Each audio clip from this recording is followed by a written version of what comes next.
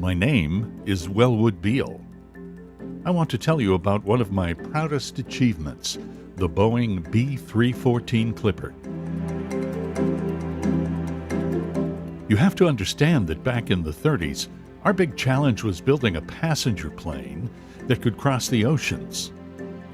Pan American Airways needed a plane that could fly to Asia and Europe and make a profit, too. Before the B-314, other aircraft like the Martin M130 China Clipper were flying to Asia, but we needed a bigger, better flying boat. In 1934, the Boeing Aircraft Company in Seattle sent me to China to help sell their airplanes there. If anything can inspire you to design an airplane that can cross an ocean, it's crossing the Pacific on a boat. It took weeks. I began thinking about how to build a plane that could fly to China.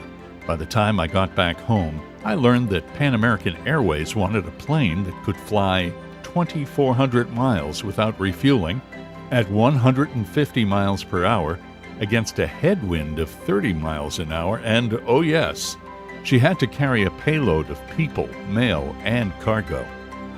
It had to be a flying boat, because in the 30s, few cities had airports that could handle big land airplanes. We were lucky in that parts of the plane, the big wing in particular, were already part of a Boeing design for a huge experimental bomber called the XB-15.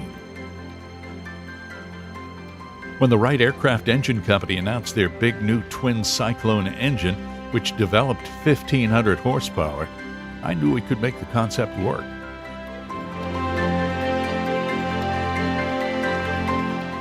And the B-314 was particularly impressive inside. She had 2 decks.